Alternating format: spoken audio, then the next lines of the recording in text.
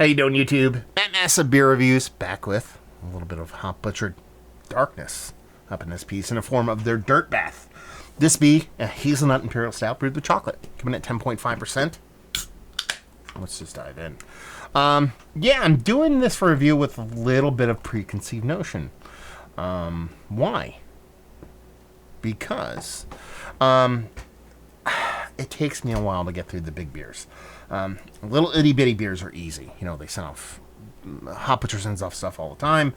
They send off lagers, little pails, crush those suckers. But these big beers I have to be in the mood for. So I got this can about a week or so ago.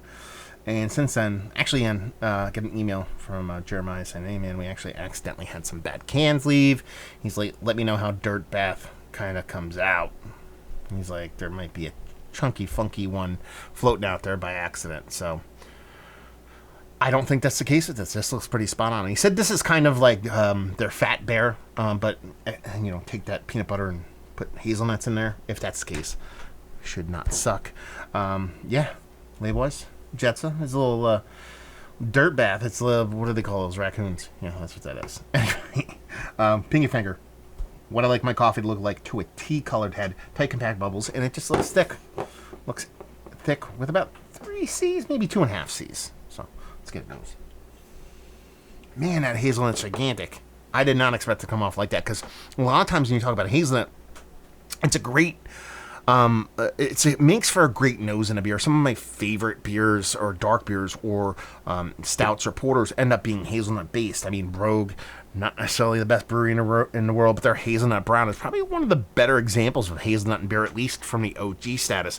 When breweries use it, they use it quite well, but rarely does it have this level of impact, especially at a high ABV, because it's not like peanut butter. It's not something that just jumps out at you as far as sharpness. So you really do have to dose the beer correctly and with the correct amount in order for it to be an impact like this. But this thing is all the parts of all the hazelnut are belonging to us. And there's this nice soft chocolate, not Baker's, not milk. It's even below like a semi-sweet chocolate. It's nice. It's not overly aggressive. You do get those chocolate parts, but it almost accentuates that hazelnut to bring you more into like a Nutella kind of mindset as opposed to just like a brownie thing. Like you get a little bit of hazelnut on top of a brownie. Sure, you get that a little bit of vibes on here, but this is really more kind of a slightly less sweeter version of Nutella is kind of what I'm getting here. Listen. A slightly less sweeter version of Nutella as a beer, that doesn't suck. Yeah, that's all there is. I mean, there's roasted malts. There's nice soft kind of bittering to it, both, and I believe a hop and a roasted malt kind of thing. I'm watching this creepy ass spider walk through my house right now. I want to get up and kill it so bad. Ugh. We get these wolf spiders in my house. I don't like killing spiders because they do so much good shit, but I've killed a bunch. I'm sorry for spider lovers. Because down here is like the finished basement, and I live in the middle of nowhere. There are like 9 billion of them this fall. Anyway, off the spiders, back to the raccoons, which probably eat them. I would assume raccoons eat wolf spiders or any kind of spiders. Anyway, but yeah, it just has this kind of adulty kind of dessertiness to it, in that it's not overly sweet. It's not sugar on sugar on sugar. I like it. Let's dive in. Cheers.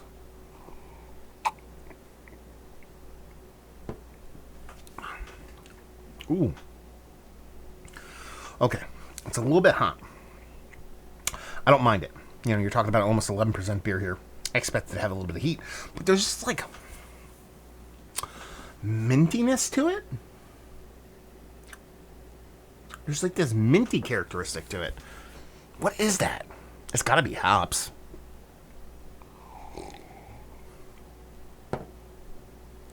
Yeah, that's super cool. You know what?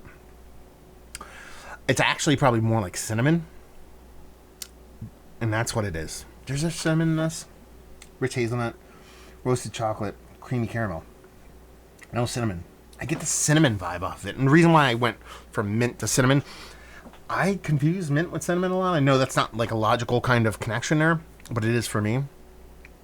I don't know if that's like almost a point where I'm like, what's going on here? How is that actually in this beer? Well, like what made this beer come off cinnamon like that? I like it. I dig it. But for it to be that expressive, but also not be even mentioned as a tasting note nor as an ingredient in the can. Kind of has me weirded out a little bit because it's there. I'm not making this shit up in my brain. But burps. Yeah, I like this. That was a cool little twist on it. The hazelnut's ever present. It's there. It's a hazelnut beer first and foremost, which is always nice because even if you do get it in the nose, sometimes it's making me burp. Less prominent actually in the taste, but it's definitely there. Chocolate comes a little bit closer. So you get that chocolate, it actually gets a little bit closer to a baker's chocolate, so it's definitely an adulty kind of desserty thing. It doesn't get overly sweet. There's a soft little like pseudo lactose vibe. I don't know if this is a milk stout. They don't call it out as a milk stout. I'm assuming there's some in here, but not in the point where it's coming like super full blower milk stout. It probably has a little bit of lactose vibes in it, a little bit of lactose, giving you a little bit of lactose vibes. And then there's that spicy component that is more like cassia bark than straight cinnamon for me, but you know what I'm talking about, that kind of weird thing I confuse with mint every now and then. That's actually cinnamon. I have no idea where that's coming from. I like it. I think it's fun. It's really fun, actually. You know, kind of had to talk myself into this. You know, it's been, like I said, a week or so, and I'm like, it's sitting there, it's in my fridge, and I'm like, okay, do it. Do that 10% stout. Now I'm glad I did. I wasn't in the mood for this. This is the beer I deserve, not the beer I wanted.